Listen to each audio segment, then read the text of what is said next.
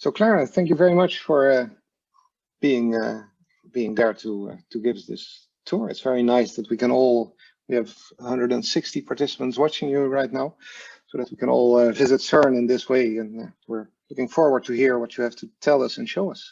So the floor is all yours. Thank you very much. So hi, my name is Clara. I am a particle physicist working on the Atlas experiment at CERN. Do let me know if you can hear me okay, because it is very noisy in this cavern.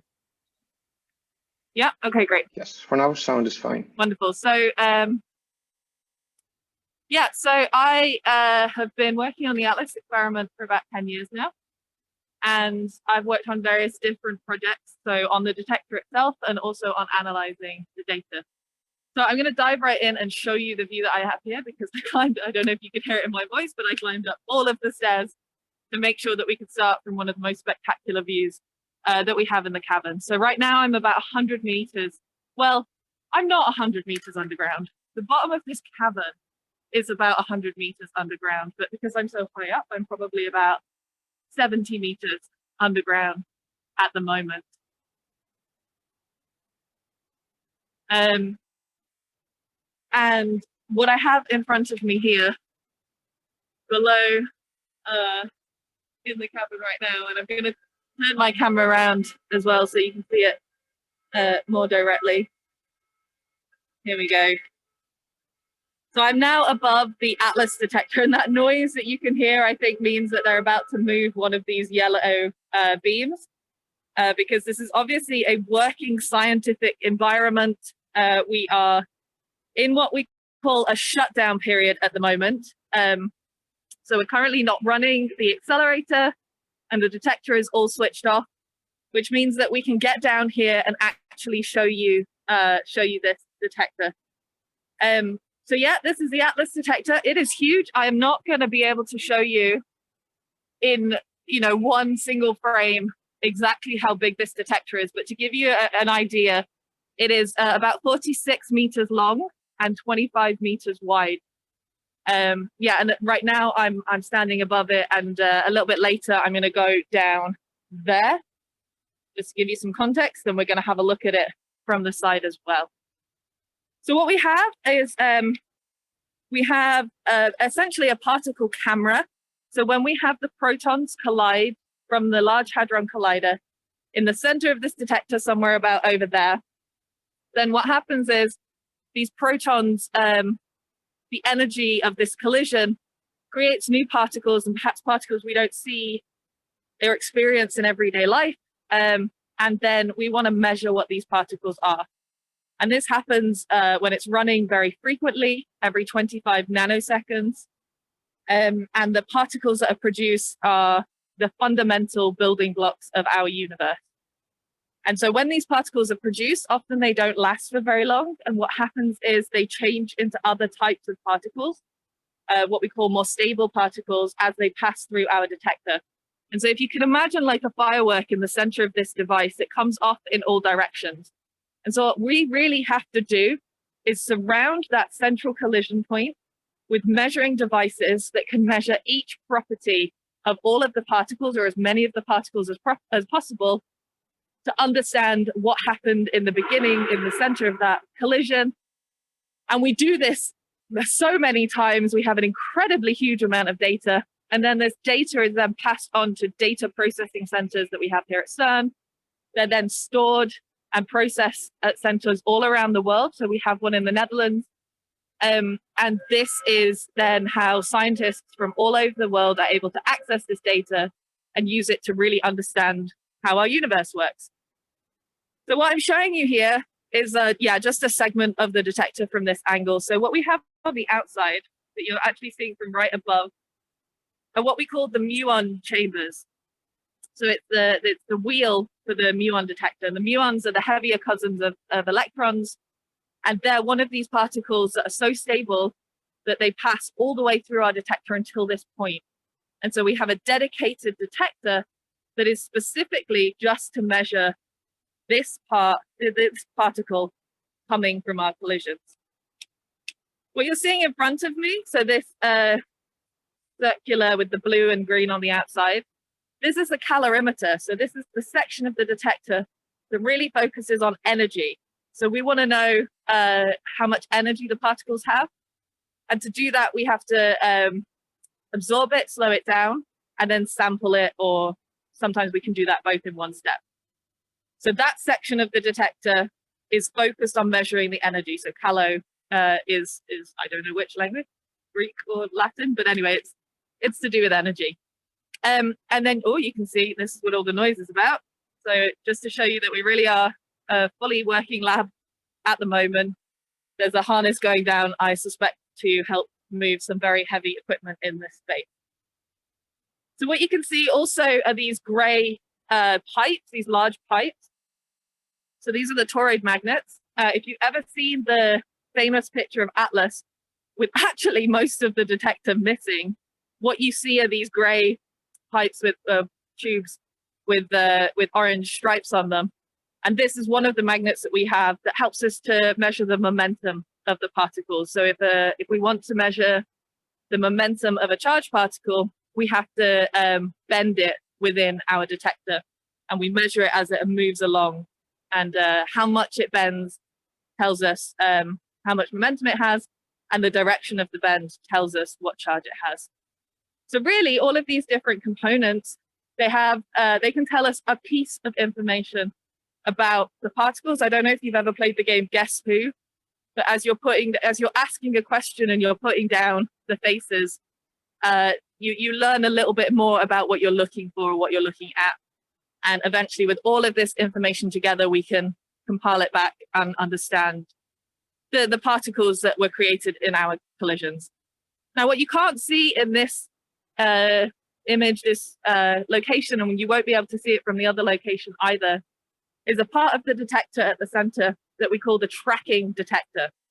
So this is really at the heart of the detector. It has to be close to the collision point because we want the most accurate measurement possible of particles coming from the collision. We track where they're coming from.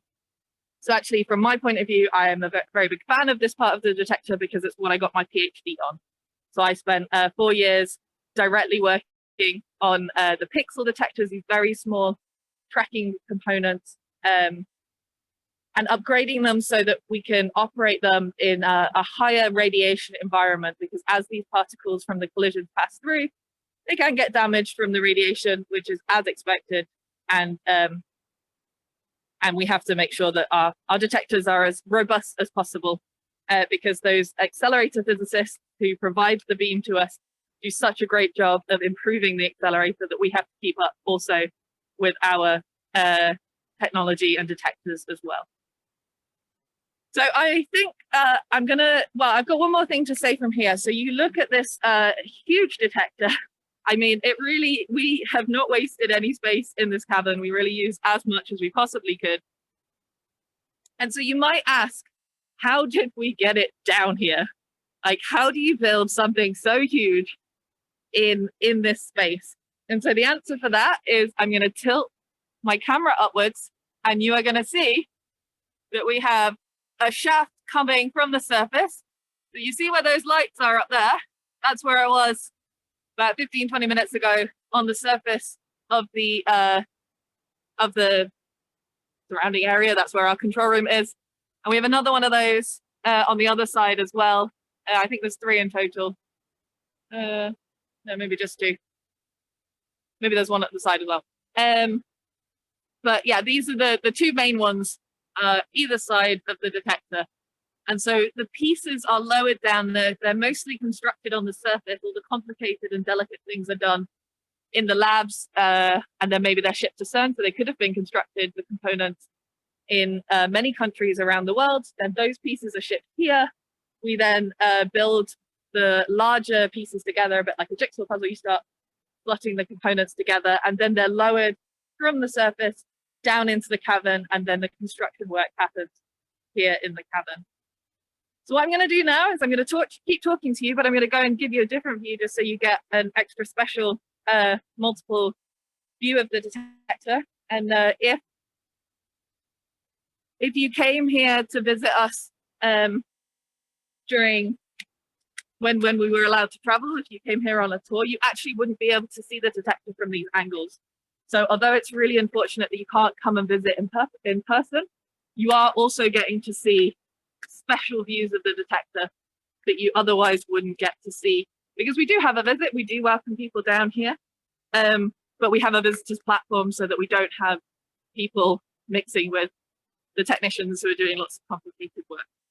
So I'm showing you a very special view. I'm just going to quickly actually show you the view from here, because this is very another angle to see the detector. And so from here you can also see this is the large muon wheel. And you can see all of the different cables that are required to connect it from here. Okay, so I'm going to keep walking just down to the other view. So I want to tell you while I'm walking that you might notice that we have a lot of safety equipment to be able to work down here. So not only the masks for COVID, not get lost, I have to wear a hard helmet. I have a light, just if for any reason there was a limited light situation. I also have a dosimeter. This measures the radiation that I could possibly receive when I'm down here, but because we're not running at the moment, actually I expect to get less radiation exposure here than I would do in my apartment just from normal background radiation. And the reason I say that is because I'm underground. The layers of ground above me actually protect me from cosmic rays. So I'm actually safer down here in terms of that. I also have, this is quite new. So this is a proximeter device. So this is something CERN has introduced to make sure, just for extra security, that we all keep that 2-meter distance between each other when we're working. And then if I show you, turn the camera around. So I've also got my hard shoes on so that I don't drop anything on my feet, which, would not be fun. Okay, so now we're going around the back. So here, what I've just crossed over, I think right about here, I'm standing, not a very fancy view to look at, but I'm standing right above the Lhc Beam Pipe. So if I was a proton, I would be coming in this direction into the center of the detector, but underneath. I think you can just about see where it would pass. Yeah, that blue section there is where the Lhc beam would travel. And now I'm going to take you through here. So I saw that there were some questions coming up, but my Dutch is not that good, so I think will they be read later? I will read some questions at the end. Excellent. Okay. So now I have to go along this very narrow path, and I have to be very careful not to drop my camera, because that would be bad. We have some words. Okay. So now you can see these muon wheels from a much better angle. So this is the large muon wheel on the edge of the detector. So if you've ever seen a picture, these are on the side. And I think I can also show you that, yes, indeed, they were using the crane to move some equipment. And yeah, to give you another sense of scale, here we are at the bottom, this is the base. You can see that orange section, which is actually the very ground floor is not exactly 100% level. And so this orange section just ensures that when we have a wheel that goes on top of it, everything closes up and slots it together, just to make sure that that is also perfectly aligned to how we want it to be. And so here you should be able to see these magnets that I was talking about earlier, and also the calorimeter section on the side there. And so if you can see now, if I carried on walking all the way along there, then I'd come out on the other side to a very similar view to this on the other side, because we are symmetric from the center of the detector.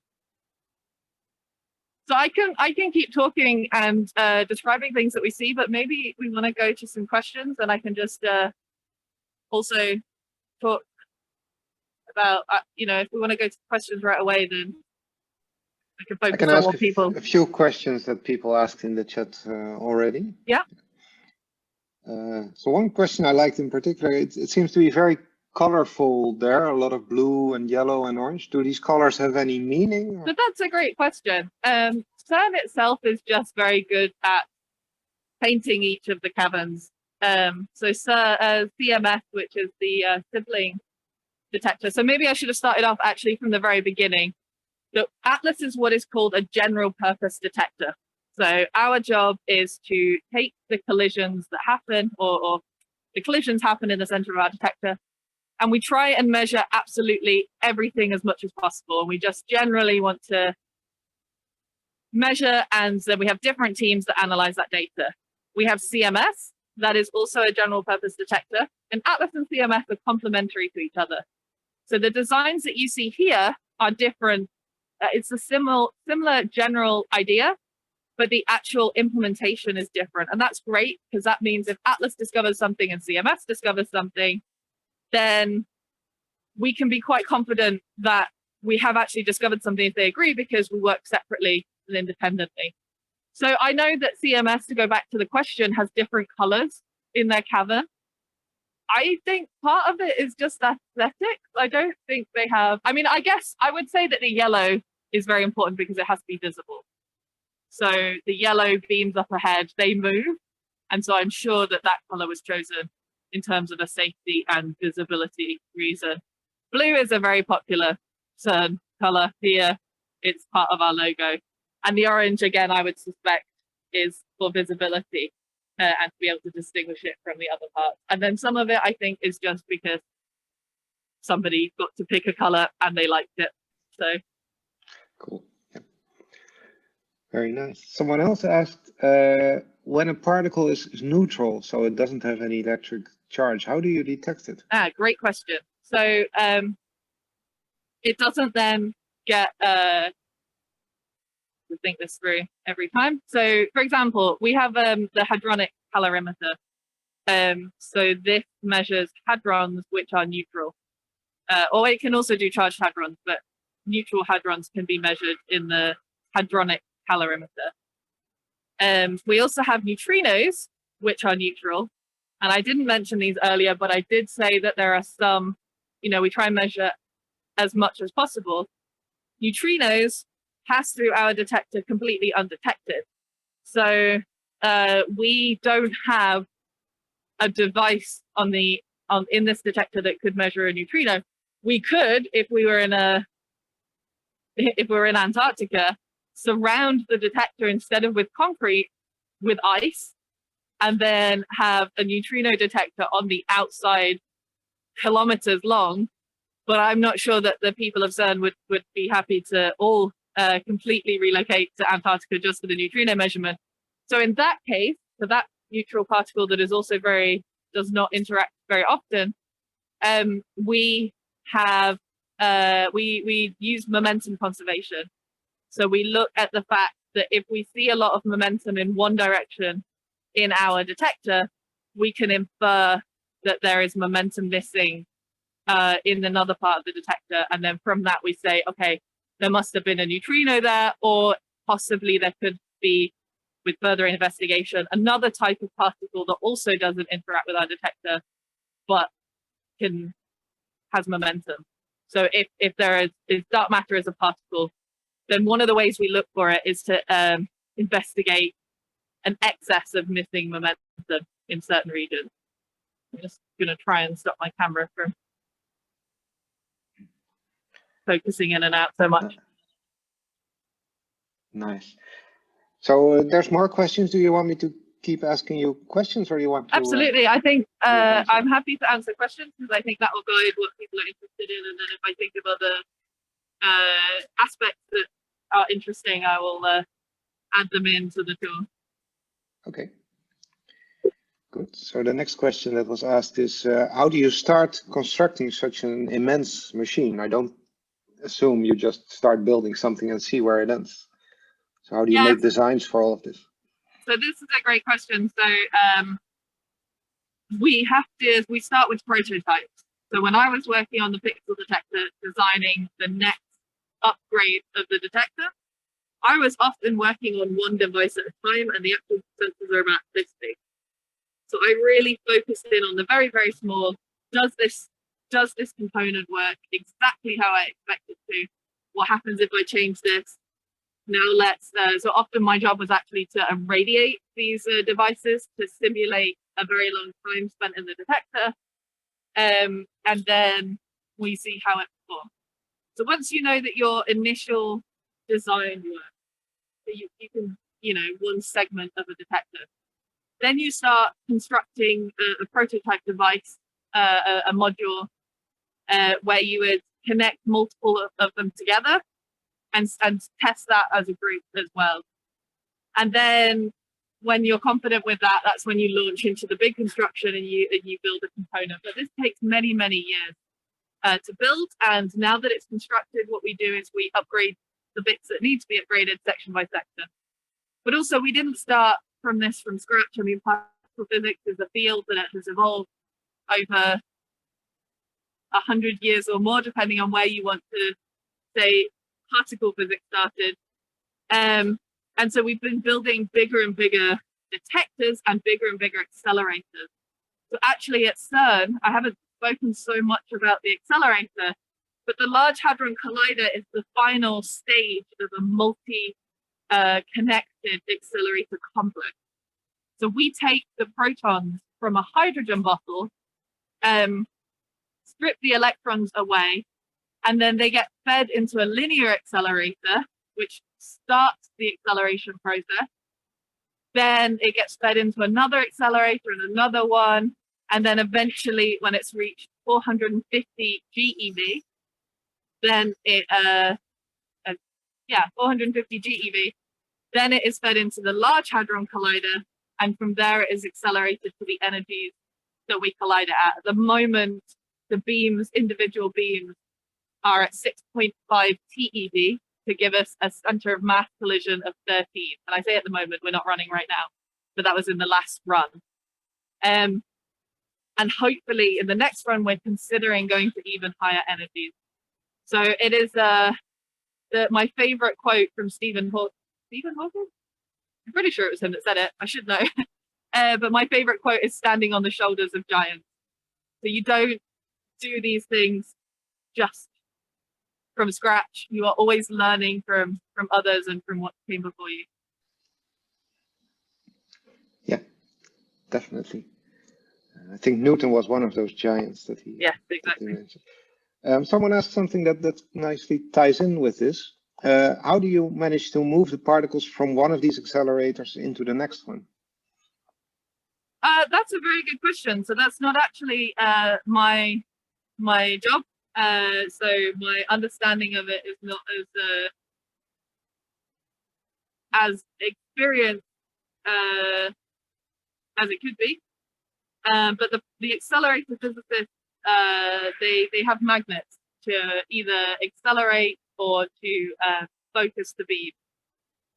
Different magnets depending on the situation. And so they will, for example, if you're accelerating it in one of the ring accelerators, then the magnets will keep bending it around the ring. And then when you've decided that it's at the energy that you want it to, you turn on another magnet and this redirects it, or this directs it out of the current ring you're working in into the next accelerator. And there is something called a transfer line that connects the two together.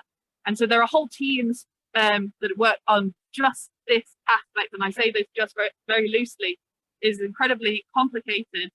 And the technology that goes into being able to get the particles from one accelerator to the other and then accelerate them up to the speeds that we need them for the collisions here is really very impressive. And so, yeah, I'm a particle physicist, those are accelerator physicists, and we really need people of all different skills to be able to make this work.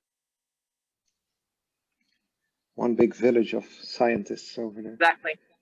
There were two questions about the current shutdown. One person asks, is there no research at all going on right now? Oh, great question. And someone else asked, what will the new improved version do? What will the high energy experiment, when will it run again, and what are you hoping to find then? both very, very good questions. So yeah, sometimes people say, oh, it's off right now, you're having a holiday, right? And actually now can be the busiest time for a lot of scientists. I mean, you don't see a lot of people here, and obviously that's because of the current situation. People are working from home as much as possible, but there are technicians who are in the cabin at the moment performing upgrades and repairs. So for them, they're very busy. And for myself, my work as somebody who is analyzing the data. Oh, somebody wants to come through. I'm just going to let them pass. With all safety.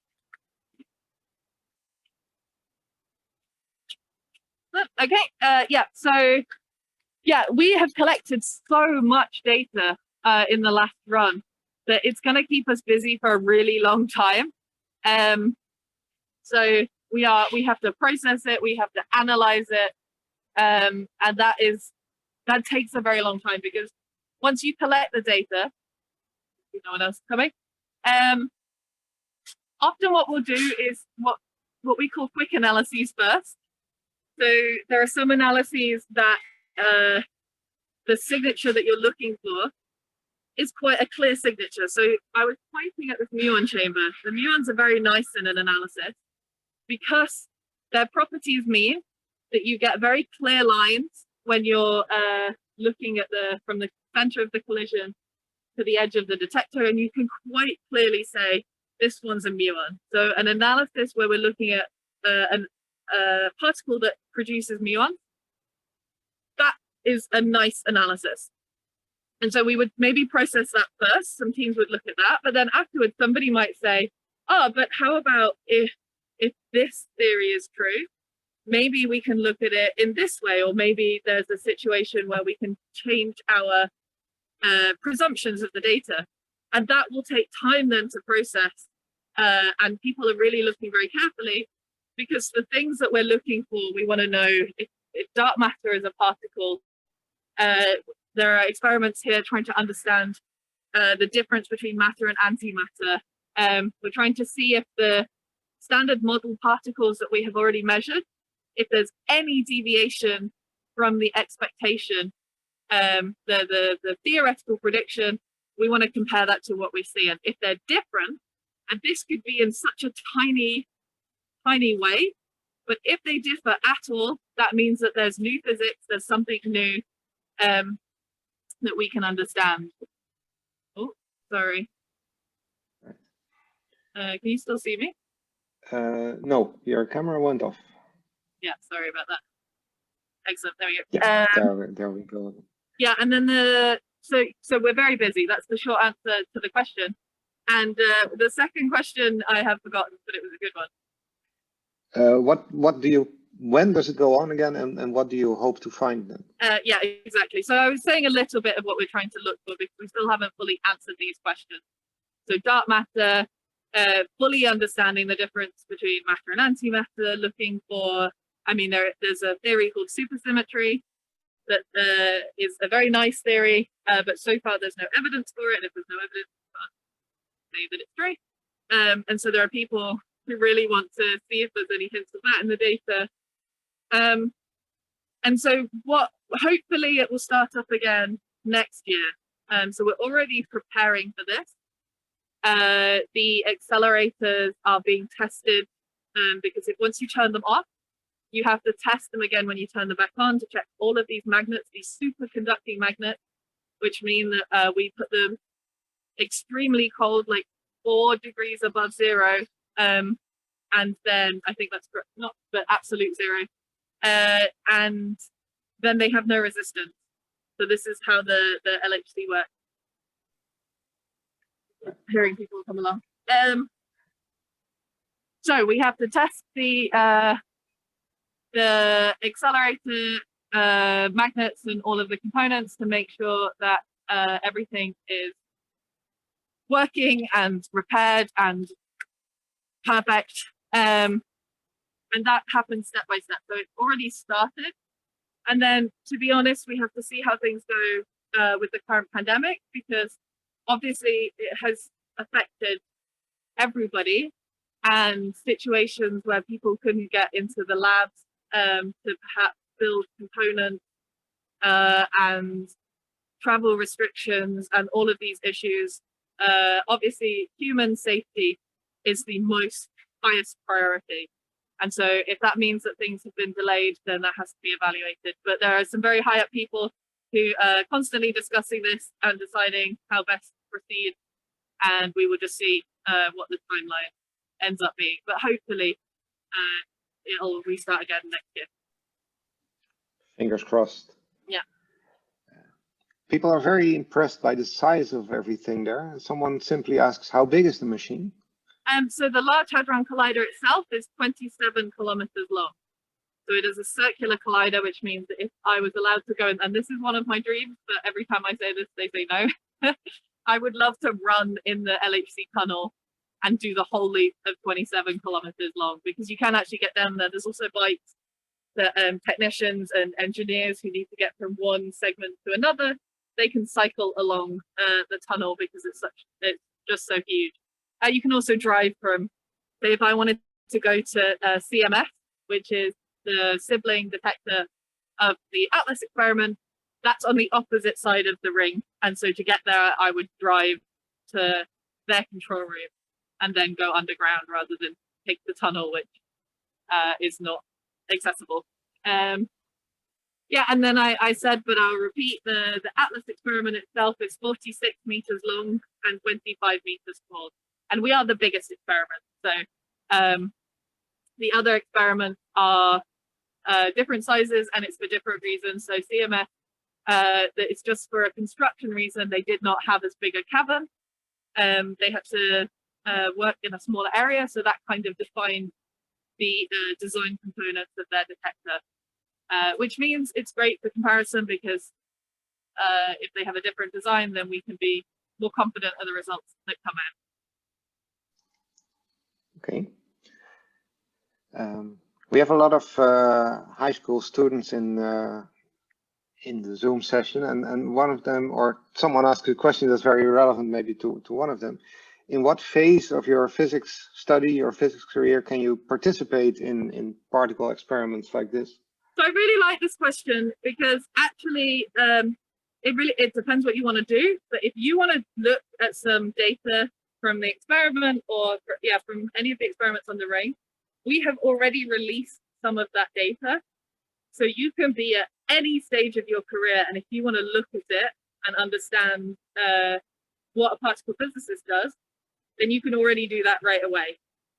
In terms of actually working here as the beginning of a career or experience before doing some other career afterwards, generally we take summer students from university, so undergraduates. So they come typically in their second or third year for about 10 weeks to work on a project with a supervisor and to attend lectures and social events to network with other people who are interested in working at CERN. So if you get to that stage, if you're thinking of going on to university and doing physics, please keep this in the back of your mind. It's funded, so you would be paid to come here, and it's such a fantastic opportunity. After that, the first time I worked at CERN was as a PhD student. So I had my master's degree already, and I started as a PhD student to earn a PhD, a doctorate in physics. And that's when I first started working on the Atlas experiment. But I also want to say there aren't only physicists here.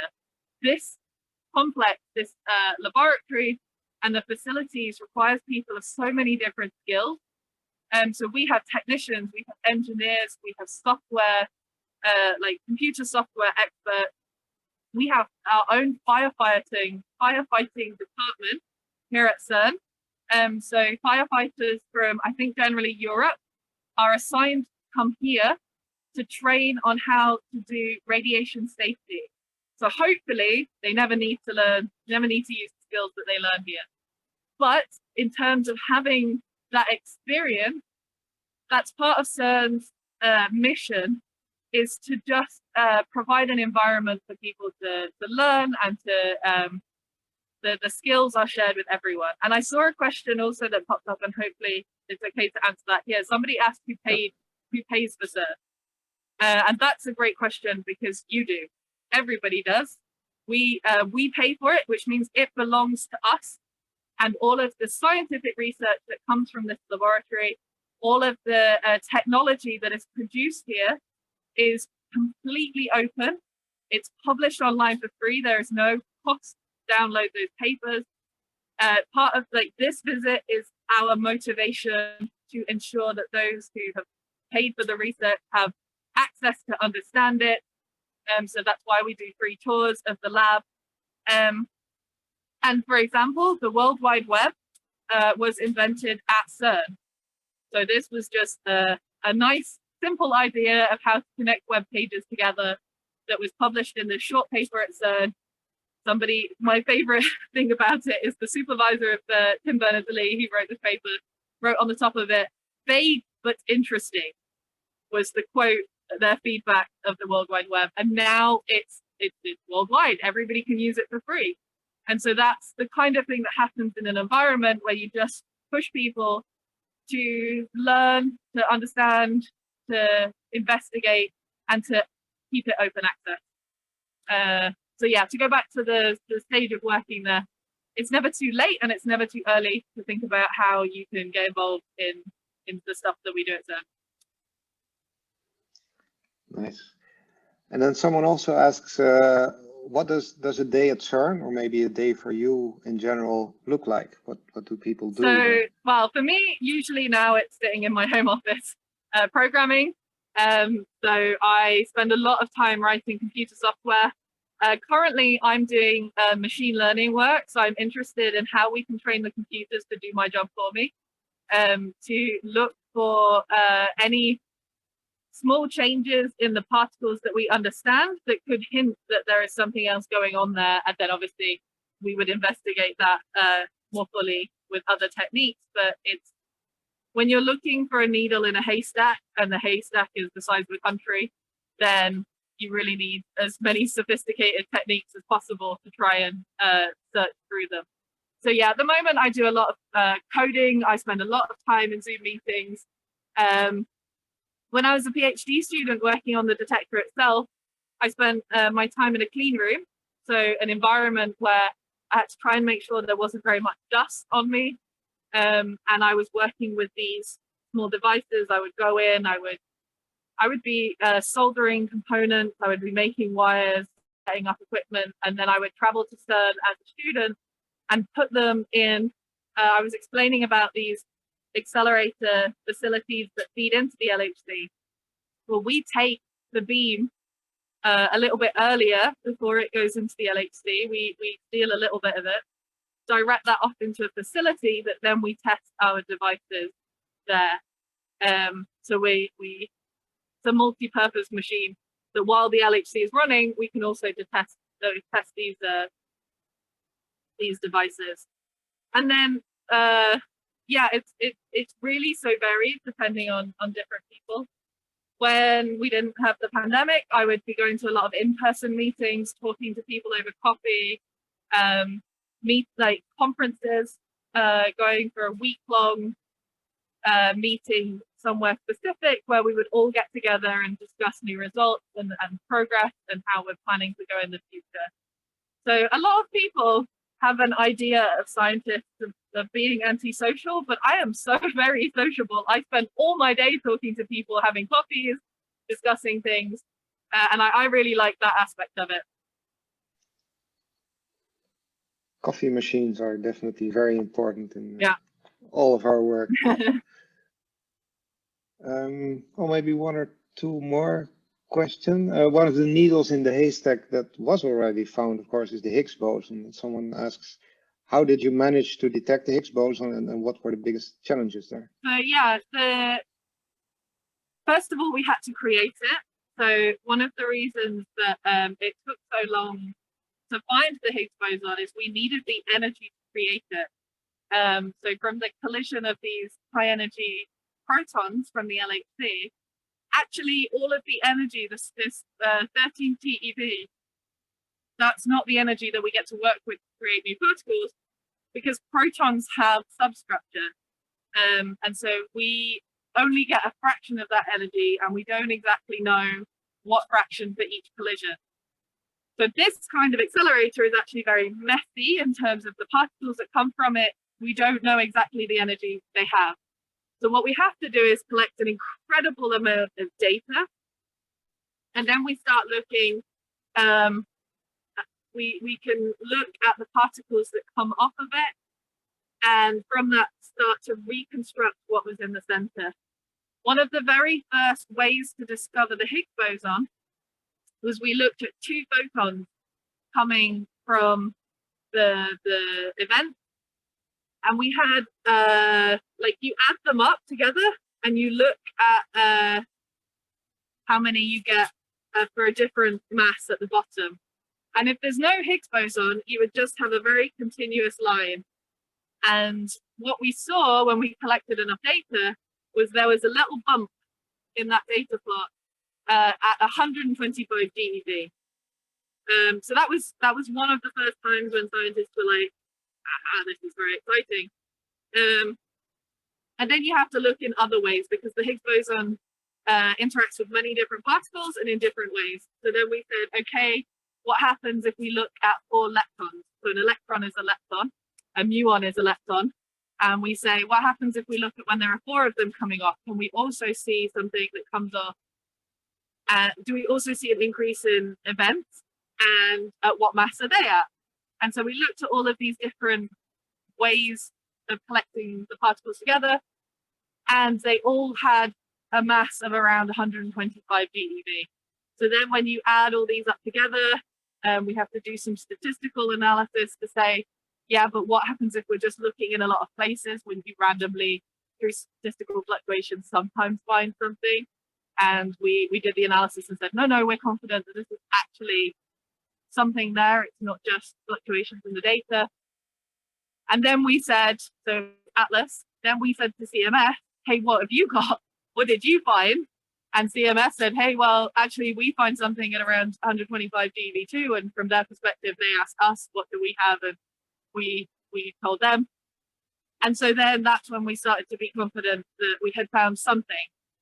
And if you listen to the initial announcement, the wording is very specific. We say we have found a particle that is consistent with a Higgs boson, because we had just found something, but then we have to study its properties. Then we say one of the key features of the Higgs boson is it interacts with particles of mass, and the heavier they are, the more massive they are, the more it interacts with them. So then we have to look at how often does it interact with the different types of particles that we have. And now we're very confident, yes, we found a Higgs boson. So that's quite a long answer, but it was a very important milestone in this experiment's history. Everybody was very excited. I will tell you a quick story. I was a PhD student at the time. I was working here at CERN. They had a huge announcement on the 4th of July in 2012. And me and my friends slept outside of the room because they were letting they already had like most of the seats assigned, but they said some people can come in and listen to the announcement in person. And so we slept outside the room to be allowed into that auditorium to hear them say, we have found a new particle, because that's how exciting it was to us. It was like a rock concert. I want to be there. I want to hear them say it. And then afterwards, there was lots of celebration. So yeah, it's a really important milestone in the history. Definitely. We have one question which ties in with that nicely, because that was, of course, a big achievement. What would your own hope be? What would you personally like to achieve there? So my ambition now, what I would love to be a part of, is the discovery of what dark matter is. I think we know that it exists in our universe. We have very conclusive measurements that there is something affecting the gravity or some gravitational mass in our galaxy, in our universe, that doesn't behave with normal matter the way that we expect. So we know that dark matter is there. We can calculate how much of it there is, but otherwise we don't actually really know what it is. And we would love to, personally, as a particle physicist, I would love to find a particle that can explain and be consistent with dark matter, and then later we can say, yes, this is a dark matter particle. I know that there are other scientists who have their favorite theory of what dark matter is. Some people say that it's modified gravity. Some people think that it's that neutrinos can be involved. I mean, honestly, we don't get to choose, but I would be so very thrilled if we could understand and discover dark matter particles here as the next step. Yeah, I think that would be my favorite one. Yeah, that would be very exciting indeed. Yeah. One more very technical question. Someone started the question with, what language do you work with? And then I thought it was about English, French, and so on, but they meant when you are coding or machine learning. So but maybe both are interesting. Yeah, my favorite language to work in is Python. I find it, I started learning with C++, and then later I learned Python. I was like, oh, this is much easier. Why did we do this one from the beginning? But everyone has a preference. There are obviously different reasons to use one over the other. And then the machine learning, I use TensorFlow for that. Okay, thanks. Is there anything else you want to show us, or in particular still? I mean, I can walk along this direction and we'll just have a look from the other side. It's exactly the same, but just to give you a sense of as I'm walking along, so you can see behind me that now we've left that section of the detector. And here you can see there's lots of pipes, lots of cables. That one's a dummy chamber, but I don't actually know what that's for. Here is one of my favorite. I don't know what this does, honestly, but I just really love these tubes. They feed in gas to sections of the detector. I think it's really awesome. And so now we're gonna art as well. Yeah, I do think there is an art to it and some very tidy cable management, which you wouldn't see on a normal tour, but I think it's impressive. Okay, and now I have walked the full length of the detector. It's a bit noisier over this section. I'm not entirely sure why, but and here you can see one of the small wheels that we've pulled out. And yeah, you just get a sense of the scale of this detector. And here is another one of those shafts where we can bring things in and out of the cavern. So yeah, maybe just this tiny plug that if this is something you're really interested in, then we have social media channels. So you can go to your social media platform, favorite social media platform. So for example, Twitter or YouTube or Facebook or any others. And we share the daily workings of CERN. So for example, Atlas has its own channels. And we often do live tours like this, but for special events. So for example, Dark Matter Day is an event that happens in October, and we talk with dark matter scientists who are looking for the different theories that they want to find with the Atlas detector. So yeah, if you're interested in more, then we have a lot of ways to connect with us here at CERN. Thank you. Well, I think this was really cool to see the inside workings of CERN and Atlas. So thank you very much for showing us around here. Thank you. I think we've answered most of the questions that the people had, and well, hopefully some of the students are very inspired to go into a career where they can do these same things themselves. Thank you so much for the great questions. They were wonderful. I really like to give as much time as possible to the questions, because then we can answer the things that you really want to know about the detector and the facility.